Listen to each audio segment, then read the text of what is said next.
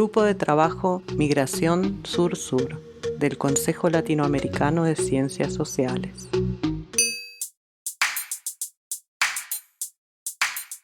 Iniciamos este ciclo de podcasts con un segmento que en la actualidad cobra relevancia no solo en el contexto colombiano, sino también regional. Haremos referencia al trabajo de la Comisión para el Esclarecimiento de la Verdad, la Convivencia y la No Repetición en Colombia. Esta comisión se crea en el 2017 en el marco de los acuerdos de paz suscritos entre el gobierno colombiano y las FARC. Dentro del sistema integral de verdad, justicia, reparación y no repetición, la comisión surge como un mecanismo de carácter temporal y extrajudicial que busca el esclarecimiento de los patrones y causas del conflicto armado y el reconocimiento de lo sucedido. Este ha sido un proceso de participación amplio y plural con el objetivo de construir una paz estable y duradera, y se ha enfocado en tres principales cuestiones. Contribuir al esclarecimiento de lo ocurrido, ofrecer una explicación amplia de la complejidad del conflicto armado, de tal manera que se promueva un entendimiento compartido en la sociedad, en especial de los aspectos menos conocidos del conflicto. Promover y contribuir al reconocimiento, tanto de las víctimas como de las responsabilidades individuales y colectivas por parte de todos quienes participaron en el conflicto, como una contribución a la verdad, a la justicia, a la reparación y a la no repetición. También el trabajo de la comisión busca promover la convivencia en los territorios, entendiendo que la convivencia no consiste simplemente en compartir un espacio social y político, sino en crear un ambiente transformador que permita la resolución pacífica de los conflictos y la construcción de una cultura de respeto y tolerancia en democracia. A la vez, la comisión desarrolla un trabajo transnacional a partir de nodos de apoyo en diferentes países de América y de Europa. En este segmento, dos investigadoras, parte del Grupo de Trabajo Migraciones Sur-Sur de Claxo, nos compartirán sobre sus experiencias en el trabajo con la comisión. Ellas son María Margarita Echeverry y Carmen Gómez. Iniciamos preguntándoles cómo ha sido su experiencia en la Comisión de la Verdad y cómo se vincularon con esta comisión. Muchísimas gracias por la invitación. Soy María Margarita Echeverry Buritica, profesora titular de la Pontificia Universidad Javeriana de Bogotá, y participo en la comisión, en la implementación de la Comisión de la Verdad colombiana desde mucho antes de que la comisión comenzara como formalmente a caminar, ¿no? En el momento en el que se instala el mandato de la Comisión de Esclarecimiento de la Verdad en el exilio en Colombia, hicimos una alianza estratégica para realizar al mismo tiempo que se implementaba la comisión un proyecto de investigación que sistematizara la experiencia de esta implementación de la Comisión de Esclarecimiento de la Verdad, la Convivencia y la No Repetición colombiana en el exilio, pero desde el enfoque psicosocial.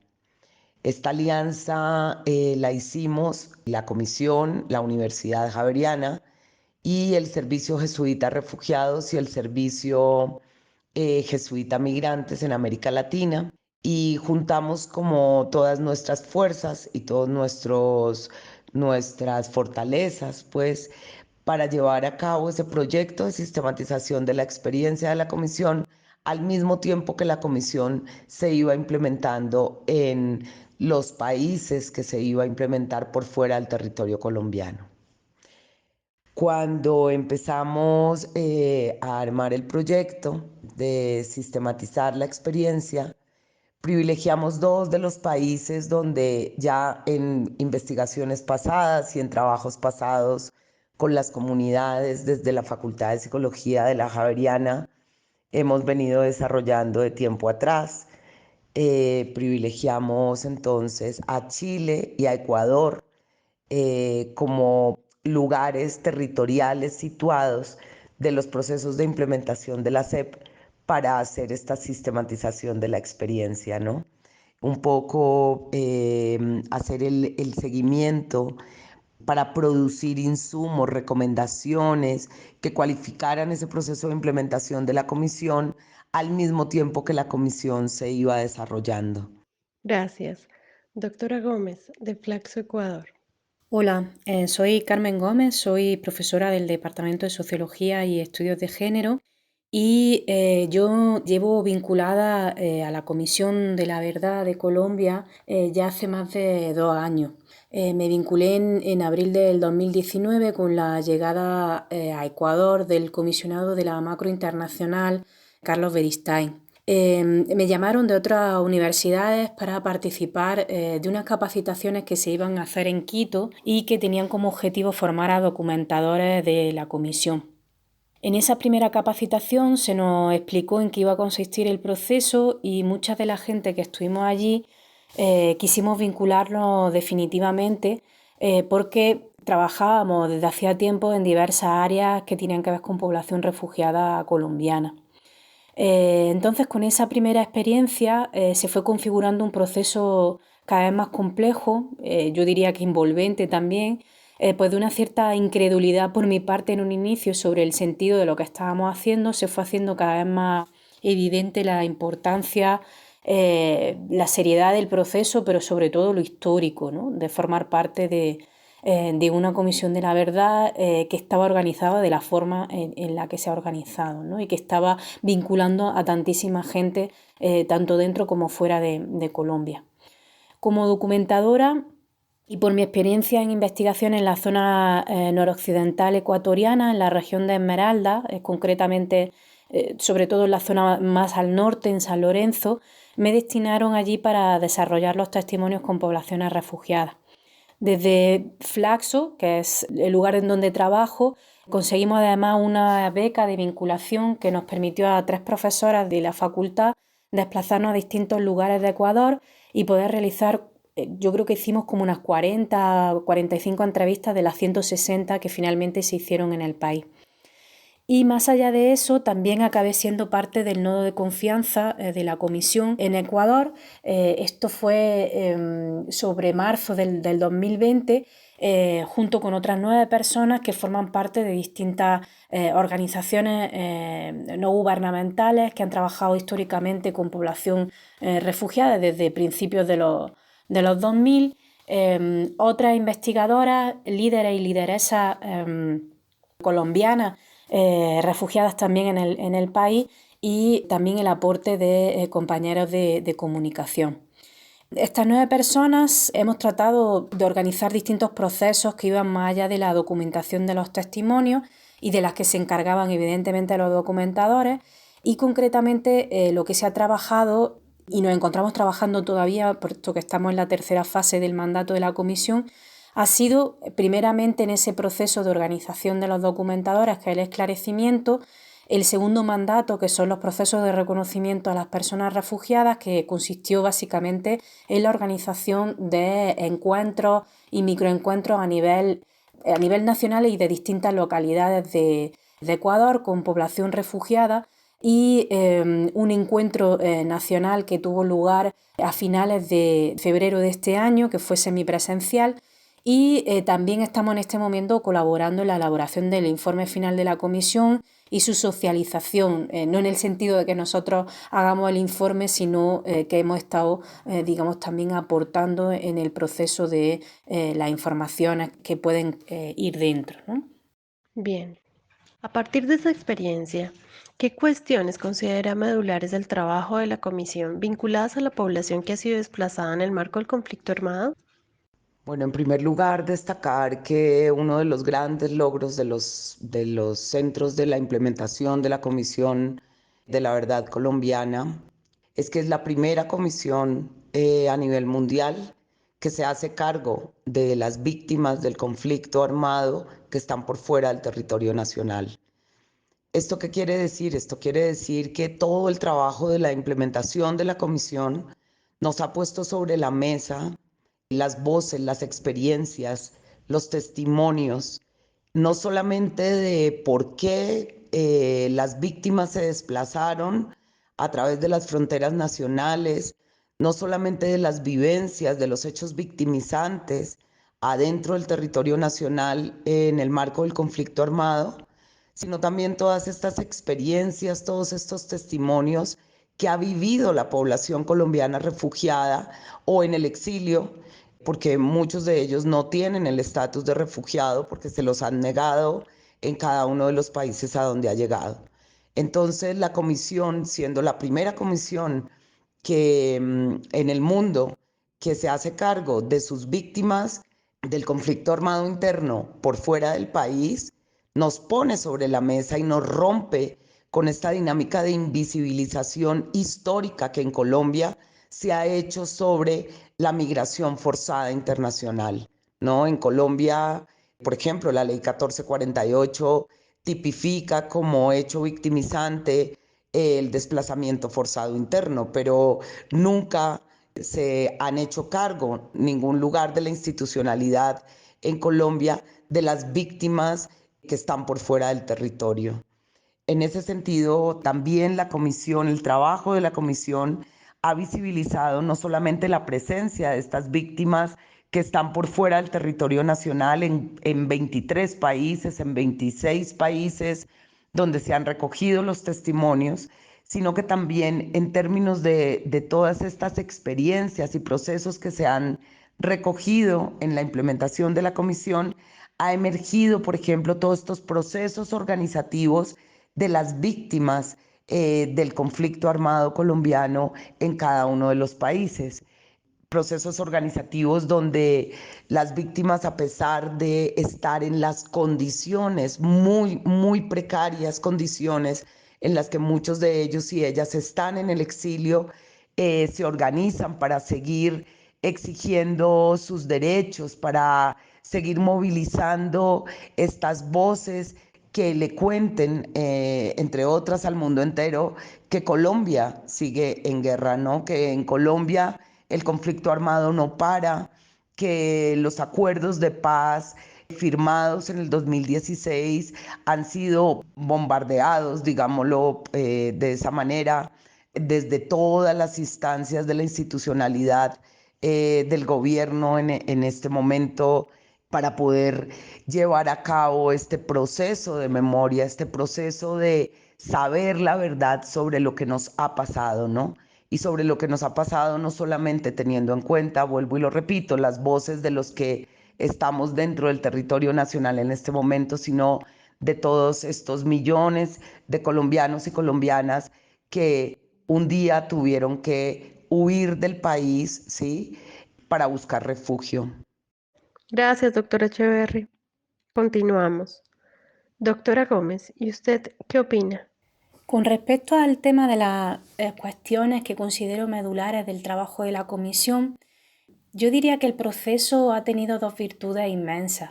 Por un lado, visibilizar, es decir, sacar a la luz una cantidad enorme de situaciones que se han dado y se dan dentro y fuera del país y que se han dado desde hace décadas, ¿no? Y además, en el caso de los refugiados, visibilizar una situación que ha sido enterrada, ¿no? Desde hace años. Pues se habla o se ha hablado bastante más, particularmente durante el proceso de los diálogos de paz sobre el desplazamiento interno y muy poco sobre la situación que han vivido personas colombianas refugiadas en el exterior, tanto en términos de qué les hizo huir, como los problemas que luego ha supuesto recomenzar una vida en otro país.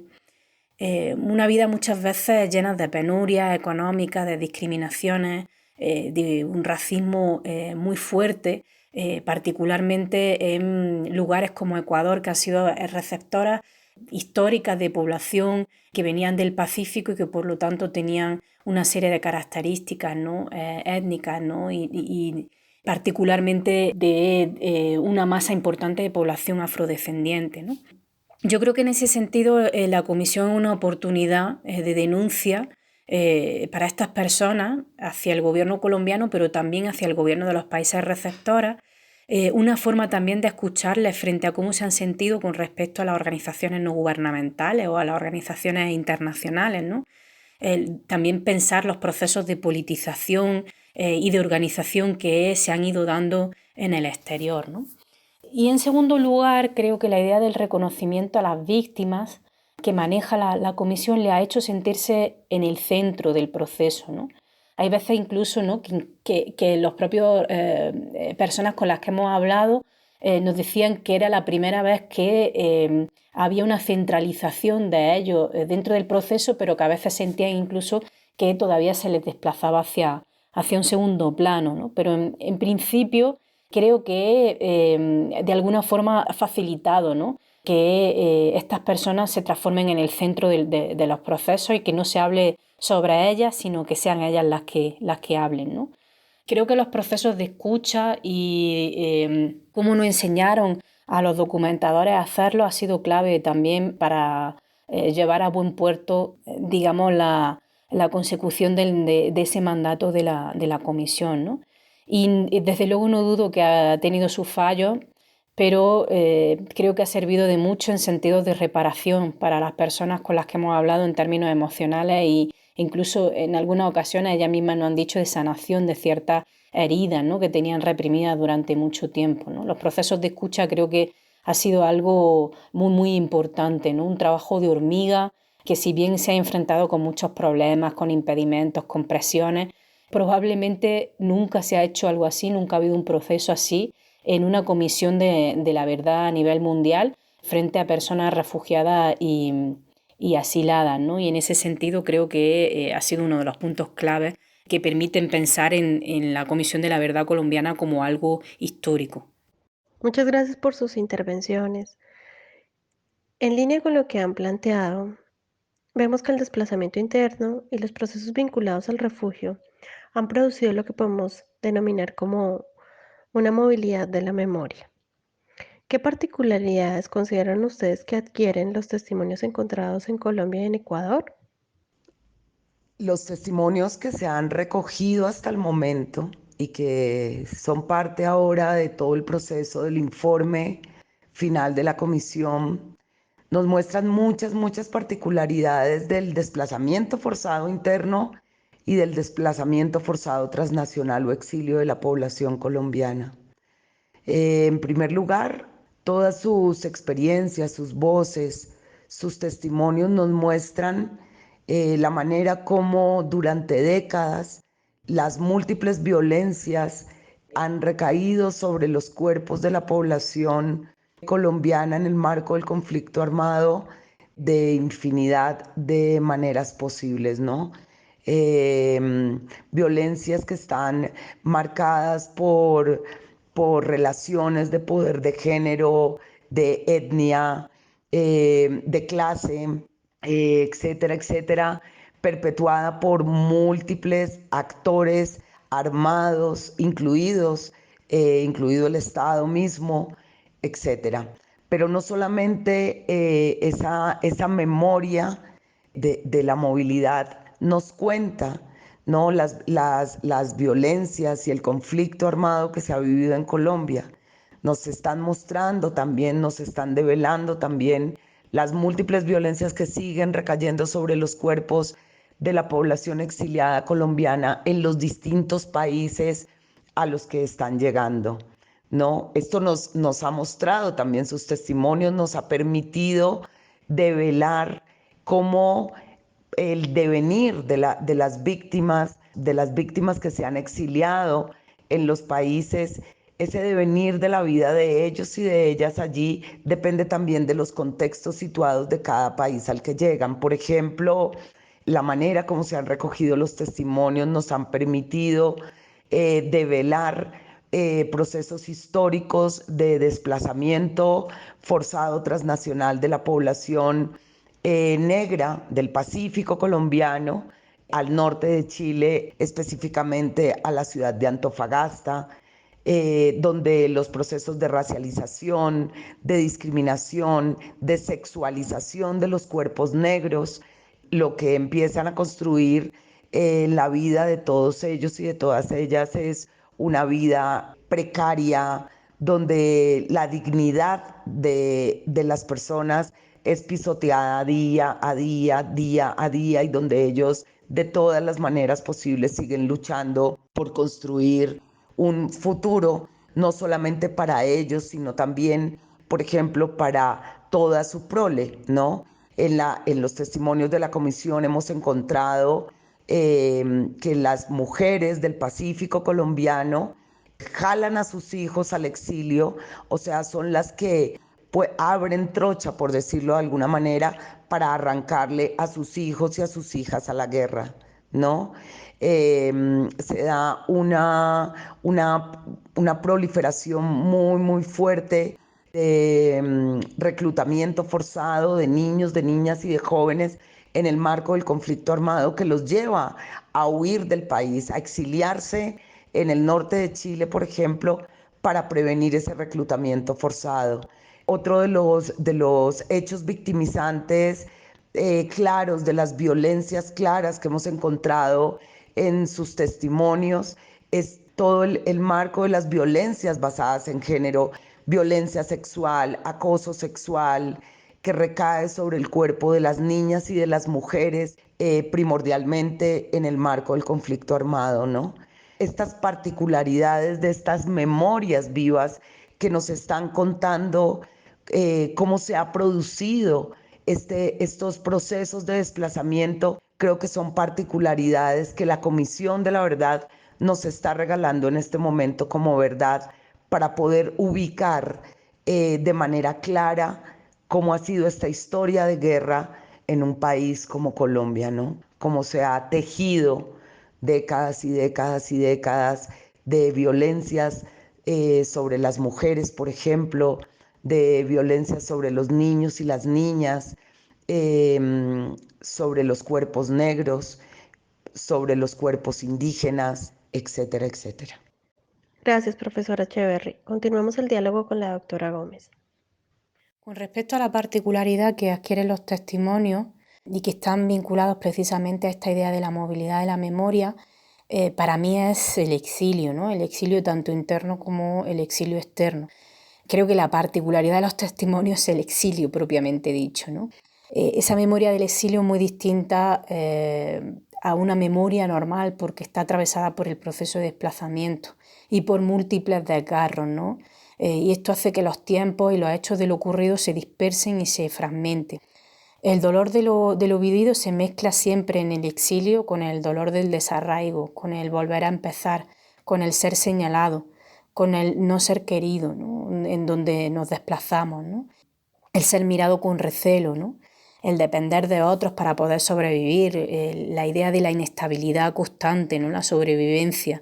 Y además esta sobrevivencia en lugares en donde no necesariamente uno es acogido de forma calurosa, sino que más bien hay miedo o hay recelo de compartir espacios y en casos extremos ideas que llevan, o clichés, ¿no? Que llevan a acusarles de ser causantes de la propia violencia que los hizo huir, ¿no?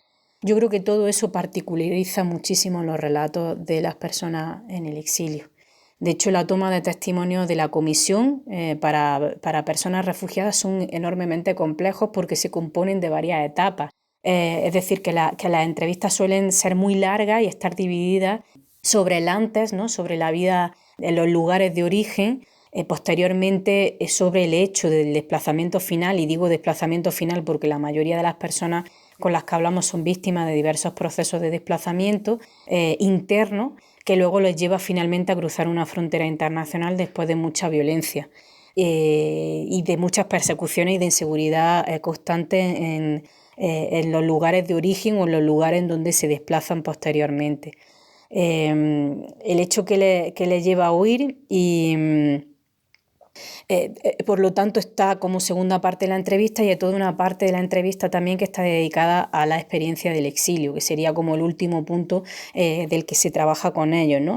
Una última parte que además es de la memoria más reciente, más cercana, y es la que suele tener incluso como más carga emocional. Pues la mayoría de los relatos se centra en lo que se dejó del otro lado, en los hijos, en la familia, en los amigos que no van a poderse ver, o por lo menos ellos tienen la sensación de que querrían ver, pero que no van a poder ver, al menos en un futuro próximo. Y en esta idea de las ganas de regresar, pero la imposibilidad de hacerlo, ¿no? Entonces, toda esa memoria de la movilidad está muy presente y hace que el testimonio que se toma a una persona que ha sufrido varios desplazamientos internos o que ha sufrido desplazamiento internacional sea muy distinto a relatos de personas que han sufrido violencia pero que no han tenido que moverse o lidiar con las distintas violencias que se producen también en ese desplazamiento y que son violencias no solamente físicas, sino también simbólicas y psicológicas. ¿Cuál es su lectura sobre el impacto que el trabajo de la comisión ha tenido o puede llegar a tener en las demandas que hoy se plantean en Colombia desde diversos sectores movilizados? Por ejemplo, pensando las demandas por el incumplimiento de los acuerdos de paz. Respecto a la lectura sobre los impactos del trabajo de la Comisión de Esclarecimiento de la Verdad colombiana, creo que los impactos ya se han venido sucediendo en la vida de los múltiples actores sociales que hemos participado, sobre todo de las víctimas, ¿no? Como centro y corazón del proceso de implementación de la SEP. Hablando con muchos y muchas de las testimoniantes para la SEP en los diversos países, sobre todo en Ecuador y en Chile, que es donde estamos haciendo la investigación. Ellas nos contaban que es la primera vez después de muchos años en el exilio que ellos y ellas hablan de esto, ¿no? Hablan de lo que les sucedió, hablan de cómo transitaron y cómo siguen transitando por estas experiencias de violencia y de dolor que se siguen reeditando de una o de otra forma en la memoria de las personas, ¿no? Y eso ha traído unos impactos positivos también, y en este momento creo que es potente destacar por el enfoque psicosocial que la misma Comisión de la Verdad ha implementado en la recogida de los testimonios. Esto quiere decir que ha sido un proceso cuidadoso, de una escucha amorosa, de una preparación de las personas encargadas de la recolección de estos testimonios en cada uno de los países, de un trabajo de voluntariado, de hormigas, que también ha sido difícil y ha sido arduo por la aparición en el escenario internacional del COVID, ¿no? Y de la pandemia y de todo lo que ha llevado este contexto a replantear en términos de la recogida de los testimonios para proteger a las víctimas que están dando sus testimonios para la SEP. Entonces, vemos que ha tenido un impacto muy potente, muy positivo para estas personas que han tenido décadas, años de exilios y donde nunca se volvió a hablar de eso que los hizo salir del país, ¿no? Otro de los impactos, por ejemplo, que hemos ido encontrando es que la misma implementación de la comisión, la misma participación de las víctimas con sus testimonios, con sus experiencias, con sus relatos, ha permitido a muchos de ellos tejer conversaciones, tejer diálogos intergeneracionales donde los y las jóvenes, los niños y las niñas, por fin en este momento se empiezan a enterar de qué fue lo que llevó a sus padres, a su familia, a tomar la decisión de un exilio a cualquier parte del mundo, ¿no? Eh, Estos son impactos que seguramente son pequeñitos, pero que lo que nosotros develamos en este momento es que son unos grandes impactos que ha tenido la implementación de la comisión en este momento para las víctimas.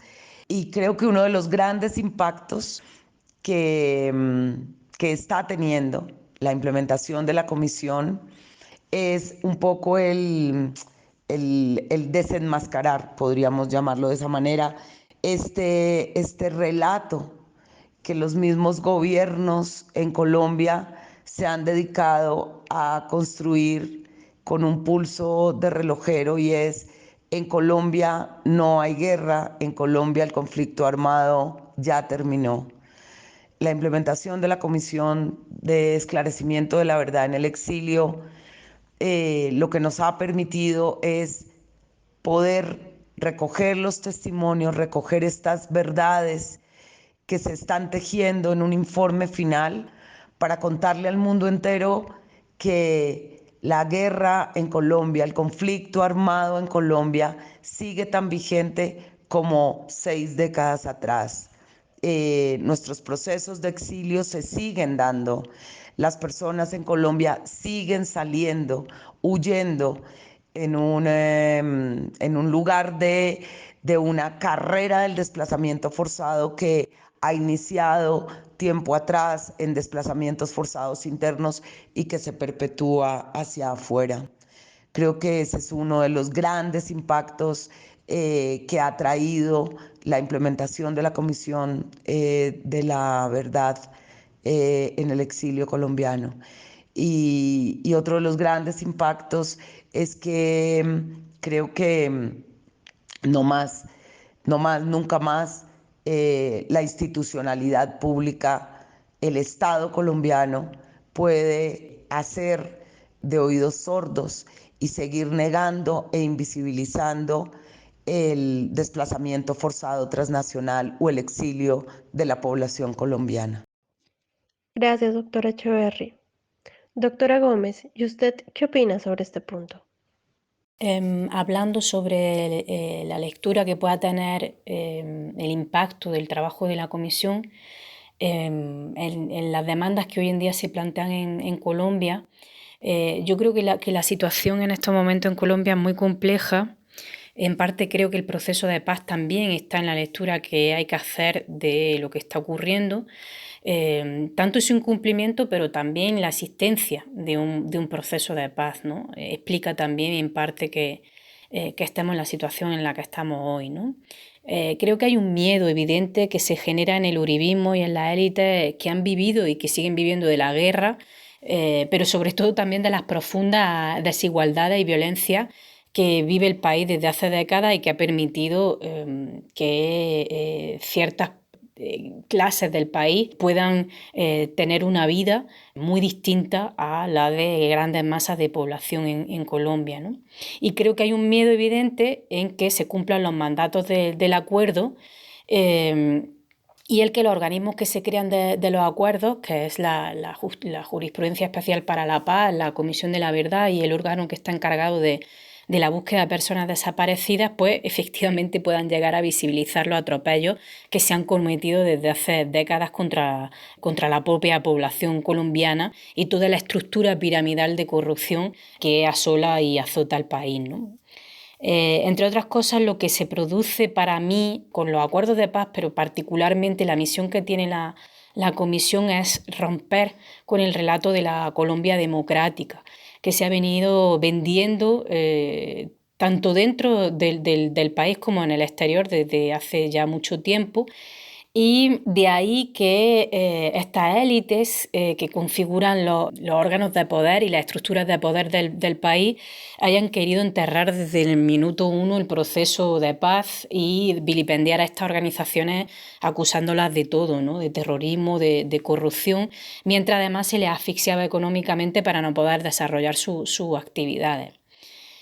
Creo que en ese sentido el mayor impacto que pueda tener el trabajo de la comisión, pero también de esta con el resto de órganos que se crean en los acuerdos de paz, está precisamente en romper esos relatos falseados por décadas sobre el conflicto y manipulados por aquellos que han estado alimentándolo, ¿no?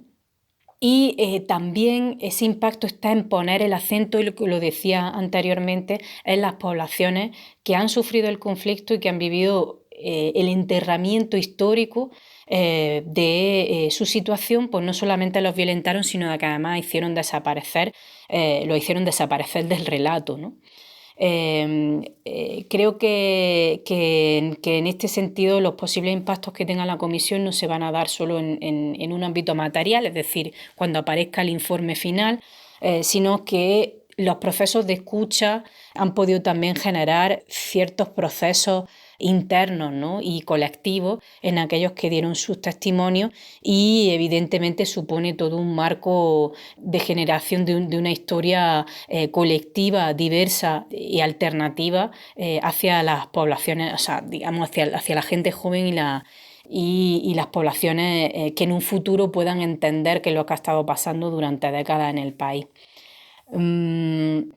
Ahí está la cuestión y el peligro de que el uribismo yo creo que el uribismo siente un peligro en estos momentos en Colombia, y ese peligro es el desenmascaramiento, ¿no? Pues ha utilizado las instituciones del Estado, a las cuales se le ha denominado democráticas, para mantener por décadas una guerra sucia y violenta contra sus propios ciudadanos y ciudadanas, y creo que el proceso de la comisión lo que hace es desmascarar esa situación.